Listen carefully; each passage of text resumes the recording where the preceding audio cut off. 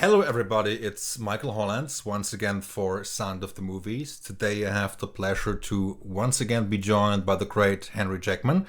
And on today's episode, we will talk about his work with the Russo brothers and their latest collaboration with Henry on The Greyman, which is now available on Netflix. It is my pleasure to welcome back Henry Jackman. Well, thank you very much for having me. That was an extremely generous introduction. I would like to talk about your work with the Russo brothers, and I would like to go back in time just a little bit. Did they approach you back then as they heard some of your music, probably through Hans Zimmer, or did you approach them as you were familiar with their work and impressed by what they did? That's a good question. I'm trying to remember now, because of course the first time I worked with Joe and Anthony would have been Captain America Winter Soldier. Mm-hmm. And I think I was working on a Paul Greengrass film at the time. And I remember having a phone call with them while I was in London. So I'm just trying to think how that would have come about. I think the Marvel connection, I think it might have gone something like this. Dave Jordan is a music supervisor who's worked on a number of Marvel films. And he really enjoyed X-Men First Class, I think. And I think he several times made sure it was put in the temp for various, Marvel films. And every now and then Kevin Feige would be like, oh, I like that. What's that in the temp? That's great. That feels like a superhero thing. What's that? And Dave Jordan would go, well, actually, that's Henry. I think you should meet him. It's Henry Jackman. He did X-Men First Class. And, oh, yeah, I'll remember that. And this apparently happened a few times where Kevin, oh, that's good. I noticed in the preview that bit's sounding really heroic. What is that? And it's like, oh, Kevin, it's like I told you, it's that guy, Henry Jackman. It's another piece from X-Men First Class. So I think eventually some opportunity came around where Kevin probably got a bit bored of asking the same question and probably went, well, let's why don't we get Henry to speak to Joe and Anthony and see if something might develop. So it was probably a sort of mysterious combination of a bit of the reputation from X-Men First Class, probably Dave Jordan very generously fighting my corner a bit and trying to get some of my pieces put into temp scores and whatnot, and talking as he does to the people at Marvel. So I can't quite remember how it came about, but I think, we didn't, I doubt Joe and Anthony would have been super familiar with what I'd done, because at that point, the superhero things I'd done would have been Kick-Ass and X-Men First Class, which is not nothing, but it's not, a huge array of superhero movies. So it was a bit of a kind of dance organized probably through other people. And I was excited. Once I'd looked them up and everything, I was definitely excited to talk to them. And we had a great it wasn't even really a conversation about, it was a little bit to do with Winter Soldier, but it was super early days. I hadn't read a script. It was sort of an introductory call. And those kind of things are great in person, but it was a measure of how well we got on that this phone call, I think they were really busy. It had been scheduled for a certain amount of time. We ended up just chatting and talking about music and filmmaking and ideas. And it was just one of those great conversations that was very natural, because sometimes a sort of blind meeting like that could be slightly awkward. Not awkward, but, if you've never collaborated or you haven't worked with people and it's a sort of very introductory type conversation, they can go one of many ways. You never know where you'll end up in conversations like that. And it was just a fantastically collaborative sort of exposition of our ways of going about our various filmmaking, tasks and approaches and whatnot. So I just remember feeling very positive about it, thinking, well, we'll see what happens. And sure enough, once I'd finished Captain Phillips and I was in America, it wasn't long before it was like, hey, you guys should meet up. And I don't know, things just progressed from there, really. Great, and thank you, Henry. And this is the fourth movie you've done with the Russo brothers. You've done Captain America, The Winter Soldier, Captain America, Civil War, Cherry, and now The Greyman, which is reportedly the most expensive action thriller in Netflix history, with a budget of north of $200 million. Yes, well, it's the funny thing is, when you approach a project, so I can only speak for myself, but once you've agreed to do something, you don't really have those kind of thoughts. Those thoughts only apply in as much as if you've agreed to do something that you think's beautiful but very low budget, it may have an implication for, well, you may not be able to record orchestra. If you do, it'd have to be very small and not in the UK or so on and so forth. So obviously, you know, when it came to recording, which thank God, after all the restrictions of COVID, we were able to do, we had to do it in a slightly roundabout way at Abbey Road and Air Studios in separate sections and whatnot. But in terms of worrying about the budget, it was really the only thing that would ever concern you is like, you know, do we have the budget so that we can execute these ideas without making any compromises? And as you can expect with a Russo film, of course, the answer was no, you know, whatever size string section or brass or whatever. But beyond that, you just don't really think. Once you get engaged in a project, you, as a composer, you're just thinking about the story and the characters and the sound and what kind of a sound world you're building with thematically and harmonically and, you know, in any other musical way, really. And you're not really thinking about, I'm sure the marketing department or the head of finance is definitely worrying about the overall budget. But once you're engaged in the artistic endeavor of writing the music, you don't give that a second thought, other than if it ever gets in one's way by way of being, you know, in some way restrictive and you can't record as you'd like to. And that certainly wasn't the case on this project, obviously. Great. And Henry, I'm curious, I mean, how do the Russos show their love and appreciation for music and your music in general? Oh, that's a very interesting question. Well, I think one thing I've definitely noticed, if you look at the soundtrack, the very first track is actually this enormously long, you know, 17, 18-minute suite. And without getting too much into the history of that, that was because my first son was born March 2021, and I knew I was going to be doing Greyman starting in earnest, let's say December 2021. So I wanted to take some time off and not be a useless father and not even be present, you know, for the early days. So that was the idea. And I did do that, but at the same time I thought, well, look, while I'm at it, I can't just sit here changing diapers and listening to screaming all day long. I'll just put together a little idea for Greyman. Why not? You know, I've got time on my hands.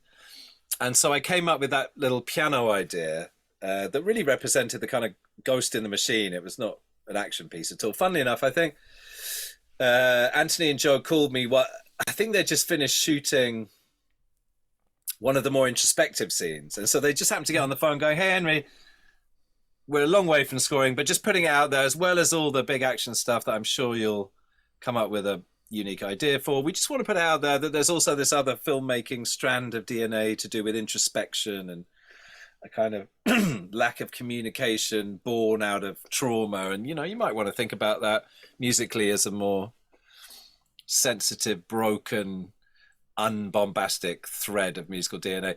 And because I had an interesting conversation about it, it inspired me. And I came up with this little piano idea. I thought, well, look, I'll just record that on my iPhone. So when I come to do this movie, I've got this idea.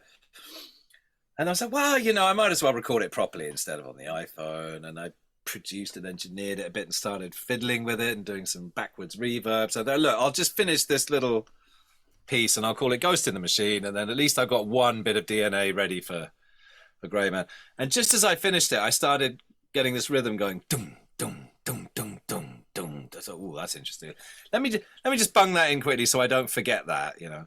Go back to changing diapers and whatnot, and say, well, you know what? Let's go back to that because that groove was kind of interesting because it's in 5/4, it's syncopated, but I don't really I want some really unique sounds. So then I spent ages distorting break beats and fiddling around, weeks and weeks, and now okay, look, I tell you what, I'll do the piano intro, then I'll do this whole quite original groove that's got a lot of you know, handcrafted sounds to it, and then, you know, then I'll call it a day. That's two good things to have in the back pocket ready for this Greyman movie. And then this bass line showed up and so, well, let me just pursue that for a little bit. And it just went on. I was like, come on, let's call it, just try and finish this piece at 7 minutes. You know, I got a nice piano idea, I got a nice groove, I got this cool bass line. They'll be pretty excited to hear this stuff. And then these chords showed up. And then later on, this whole brass theme that was very kind of slightly atonal, octatonic, weirdly dangerous jazz sounding things. Oh, that's interesting. That suddenly popped out the cupboard. Then you can see where this is going. It just went on and on and on. And every time I tried to finish this piece, it sort of almost of its own accord popped out another idea, and I just had to keep pursuing it. And and there's another theme appeared at the end, a sort of almost Mancini-esque thing, and I just kept pursuing each idea as it emerged, to the point where when I finished this thing, it'd taken about 6 months of my life. And I'd almost forgotten about Joe and Anthony. It'd become almost this sort of obsessive, private mission that I just needed to finish. And all along I was thinking, this is pretty hazardous, because we're at 17 minutes here. If I haven't played Joe Anthony any of this, and they go, Henry, that's a really cool piece of music, but, you know, I don't think it's right for Greyman, I have seriously wasted a lot of time, you know, because it's not just the arranging and the composing. There was a hell of a lot of engineering and, you know, sort of uniquely crafting all these production sounds and everything. But I just thought, you know what, I really don't want to share this with anyone until it's finished. So anyway, it comes to December, and Anthony and Joe call, right, we finished it. We got a cut of the movie. So let's start thinking about the music. And I said, well, I've actually got a little secret, which is that I've been privately chipping away at a piece of music for 6 months for Greyman. So, oh, that sounds great. So yeah, so it's about 18 minutes long. So, oh, you are kidding me. Oh, let's hear it. I said, well, you know, here's the thing, Joe. I'm now so nervous because it's become like this weird labor of love that I've been chipping away at privately for 6 months. And if you don't like it, then quite frankly, I could have spent the last 6 months with my newborn and wonderful partner in the Cook Islands. And this entire 6 months has been a complete waste of life. So I sort of, if I don't play it to you, I can live in this suspended reality where I don't have to know the answer to that question. Where as soon as I send it to you, I'm just going to be, I won't sleep all night until I get a reaction from you.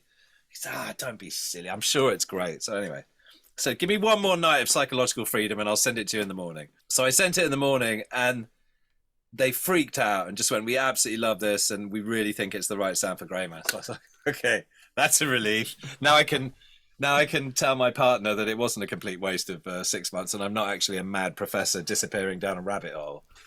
And it wasn't time wasted because unlike a much more purist orchestral score, by spending that amount of time, particularly not so much on the orchestration, which varies from cue to cue, but by spending that amount of time on the actual bass sound and the main kick sound that does the dum, dum, dum, dum, and all those breakbeats and the weird slowed down clock sound and all these, those take a hell of a long time to engineer and hand bake to get them exactly how you want.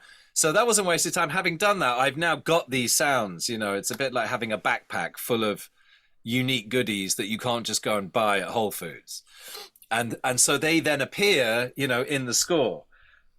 So it wasn't like I'd spent all this time and then that thing just went in a cupboard and never got used, because there was a lot of audio and stems and production sounds that can literally be taken out of that suite and repurposed in the context of cues. So not only did it point the way in terms of themes, which can then be orchestrated per cue, I really, in some cases, did have the actual sonic kind of Lego bricks that I could pull out of it and push elsewhere, which was a huge relief because it would have been pretty dispiriting. And I remember saying to them, the reason I could spend that amount of time, which often is the time, 7 months, that I could do 2 big movies, please, Joe and Anthony, don't expect me every time we work together for me to have an 18-minute suite at the ready that I spent 7 months on, because it was very much coinciding with Jamie being born. I suppose next time, you know, if I have another kid with V, I suppose I could take another 7 months off, and that might be about the only other time I'm crazy enough to do another 17-minute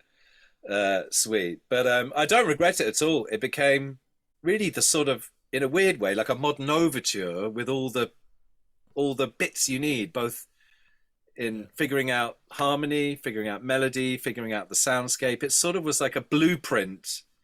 But it didn't have it, you know, obviously once you get into the score, there was a few more things that came into being.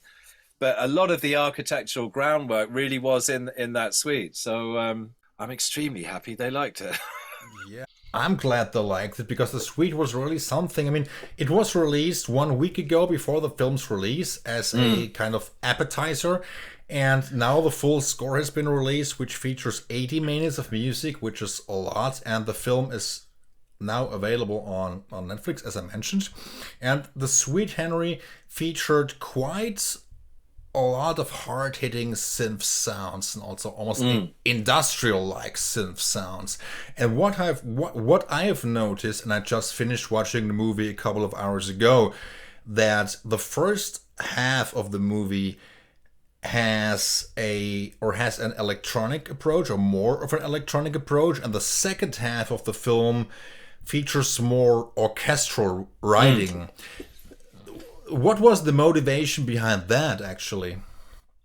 Well, I think it was to do with I really enjoy a lot of those production sounds not being kind of standard percussion and standard synths and everything. It takes a long time to make all those, and I really wanted to enjoy that world and that sort of sonic identity to be created for Greyman.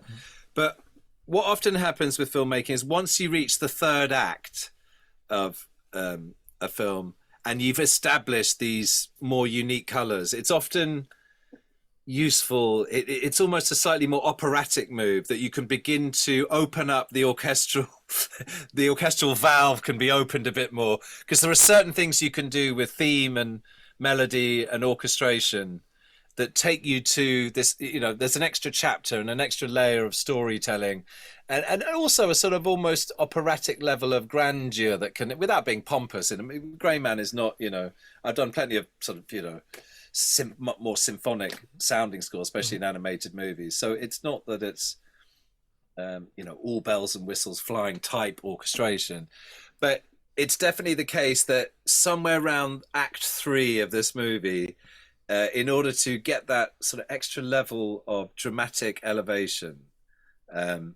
it becomes useful to lean on the orchestra a little bit more, especially also having established all these other sonic colors of the movie. And so that, there's almost a time where the sonic exploration can take a slight back seat to the sort of the dramatic implications of the third act.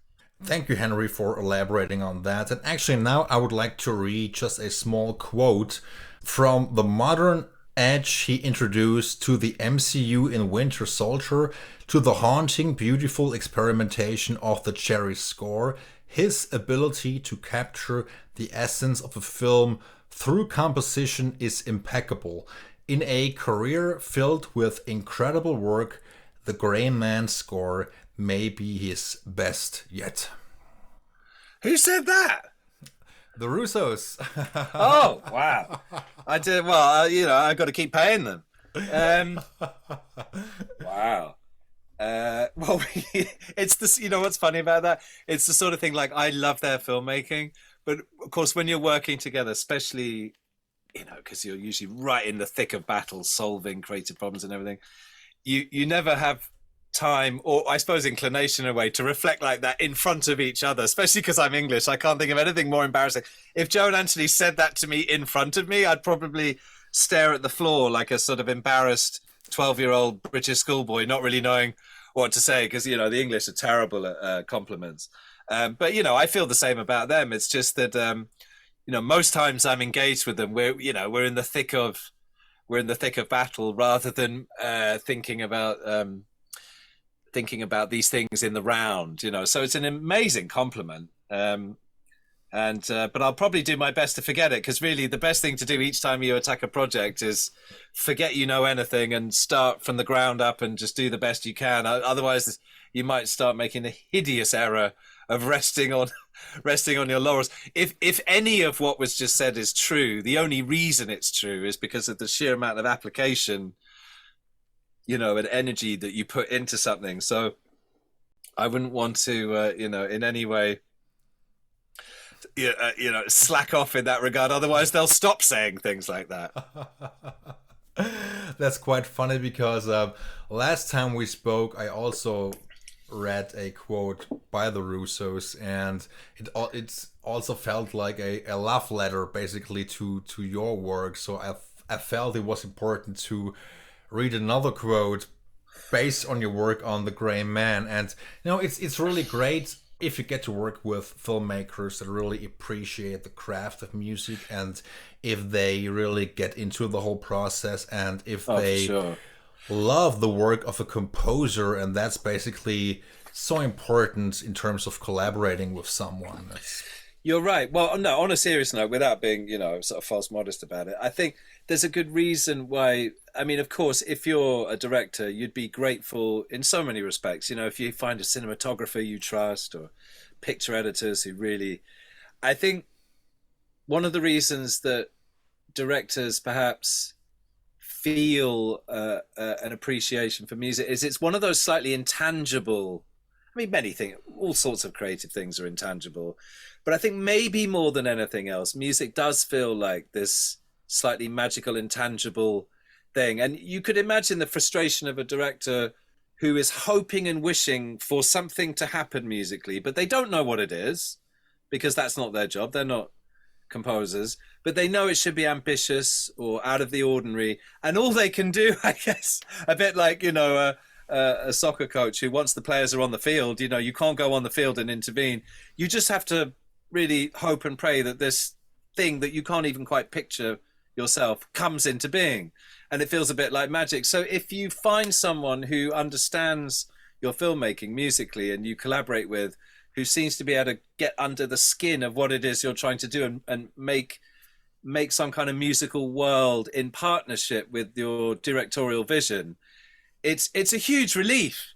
Because imagine if you've got something and you're really happy with it and you like the script and you have great casting and all the rest of it, but you can't quite, you're struggling with the music. It's a very difficult thing because you can't just shout at people, you can't shout at people until it happens, or you can't, it's one of those, and you can't just go and buy it like you can buy, it's just, you have to find a collaboration and there's some sort of, there's definitely an intangible element to it. And so it shouldn't surprise us when look at Christopher Nolan and Hans Zimmer, or of course, the most famous Steven Spielberg and John Williams. No, I'm not comparing myself, by the way. I definitely see myself as a very much junior partner in any one of those comparisons.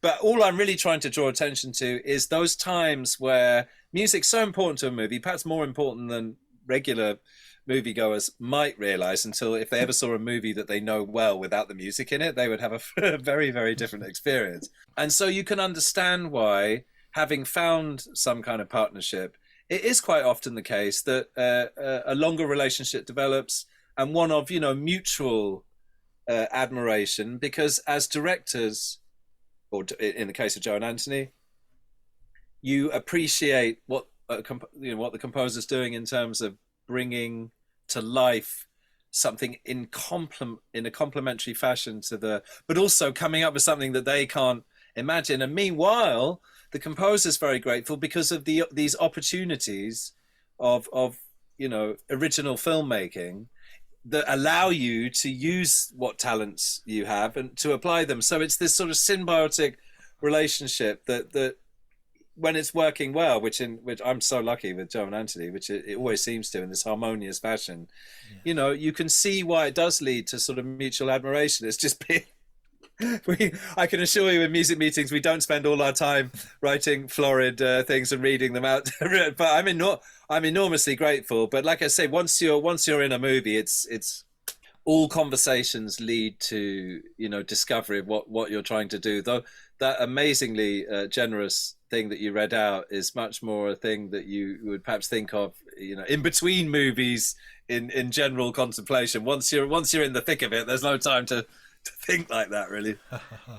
And great. Thank you, Henry, for elaborating on that. And I think it's also very important to not only work with a director or directors that bring out the best in you, but to be able to switch gears and to be able to work on a variety of projects, because let's face it, I mean, Cherry, which I rewatched just a couple of days ago, is almost a complete 180 when compared to the Greyman. Cherry has more and features more emotionally of course, yeah, charged scenes, which are at times hard to watch, and the Greyman is more let's say, more an action-oriented picture. I think it can be very fulfilling to know that you are in good hands and that you get to be a part of a good collaboration and a well-oiled machine, if you will. No, that's a good point. I mean, I don't think it's necessarily true that it is a virtue as of itself to be flexible. In my particular case and in my career, that is a true statement. I mean, don't forget, I did Winnie the Pooh and Big Hero 6, which is a hell of a long way from Cherry. I mean, if you played some tracks from Cherry and then played some cues from Winnie the Pooh, you could be forgiven as a listener for thinking there's no way that's the same person, you know.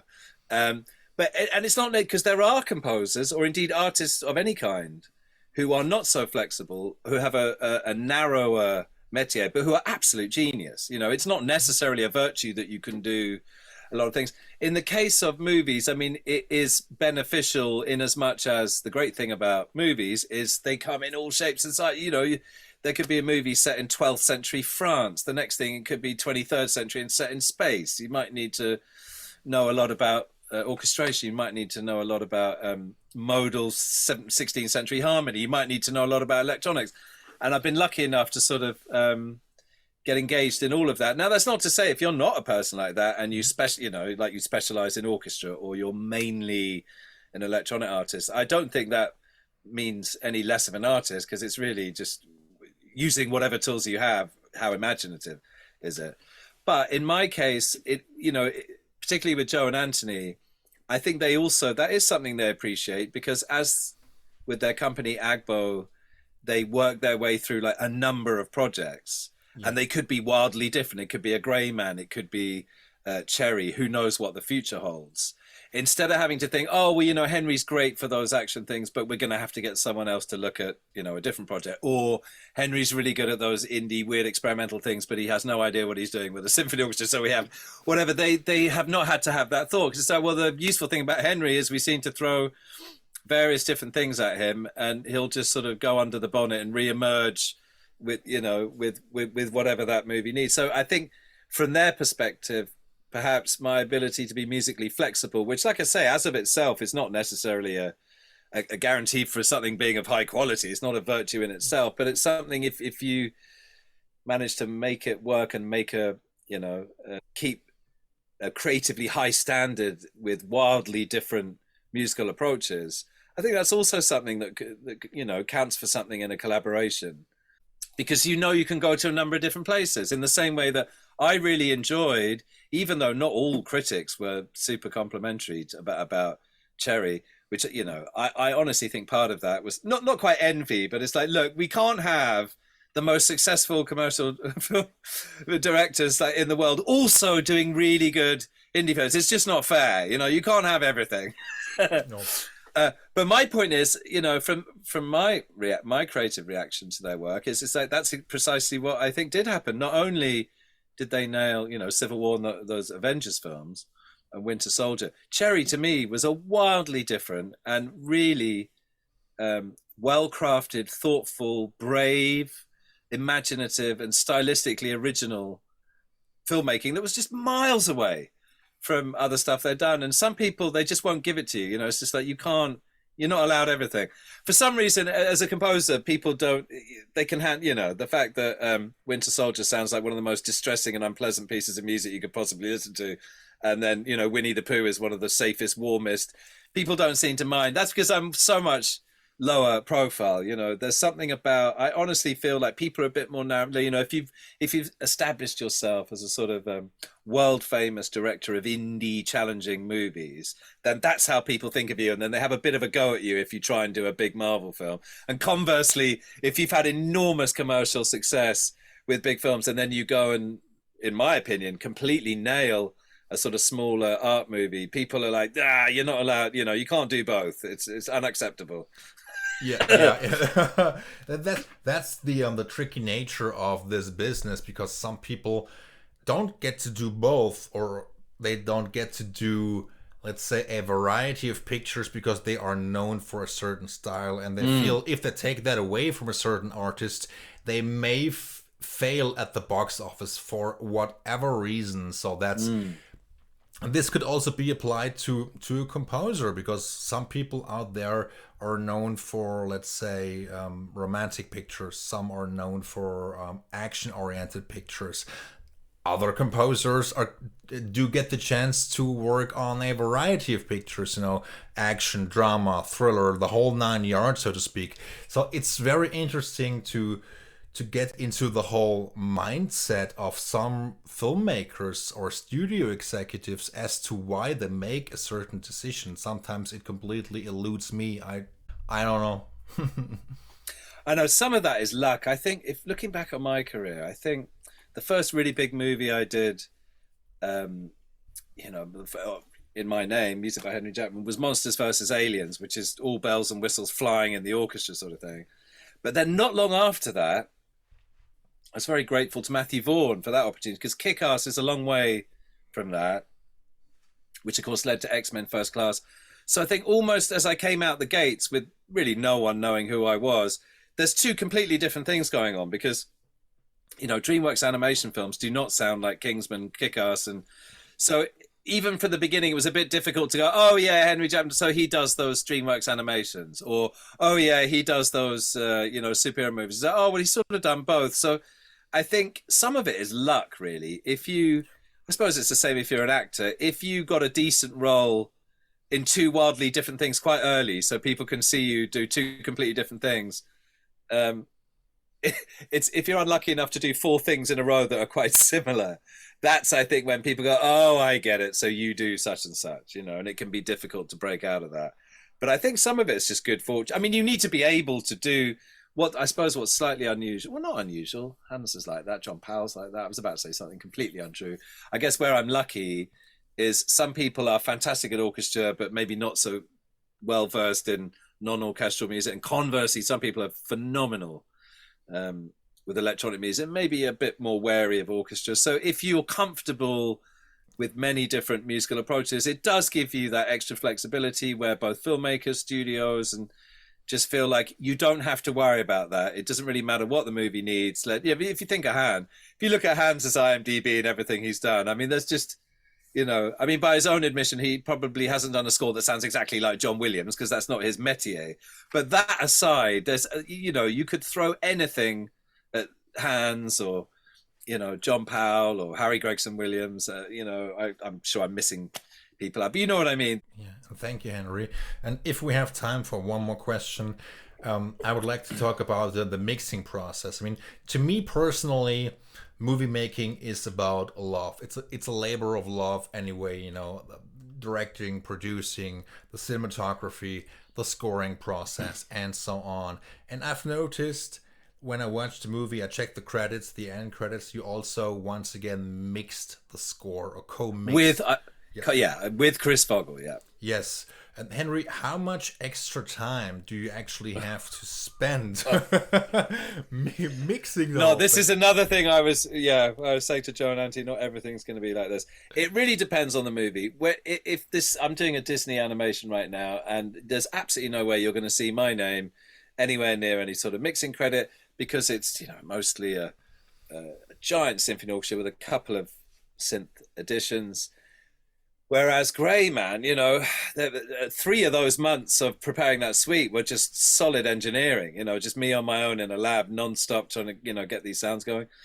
And even when I finished the cues, not so much the orchestra, the undercarriage, everything that wasn't orchestral, heavily engineered. Now, I'm not as good as, I need Chris, because I can get, I get it to a certain point. But, I was heavily involved in a lot of that engineering, but, I'm not good enough to get it over the line. And Chris's mixing contribution definitely, that's why I was at pains to say it's not mixed by Henry Jackman, it's mixed by me and Chris, because you take Chris Vogel out of that sentence and it misses it misses the line.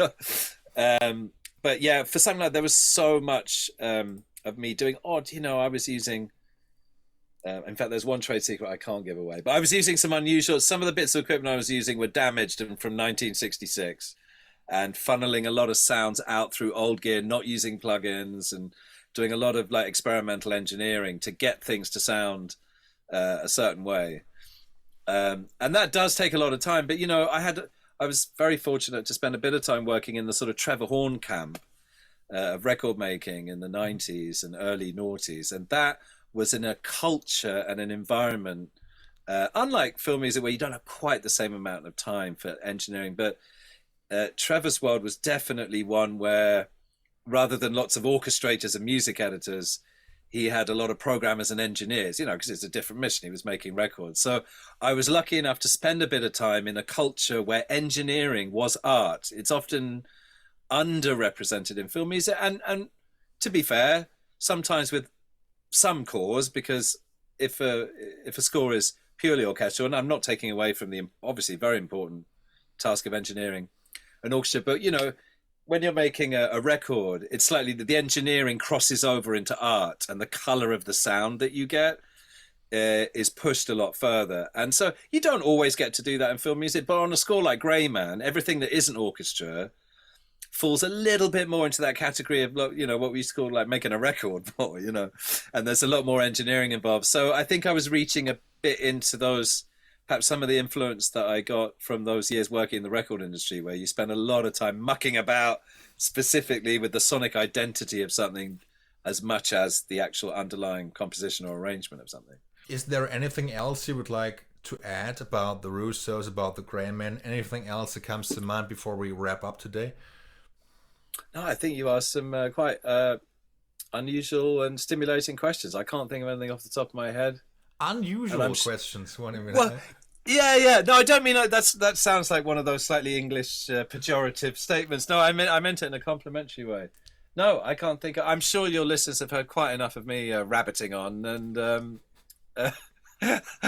I feel like without you provoking me with interesting questions, I have nothing further to add that you haven't already asked.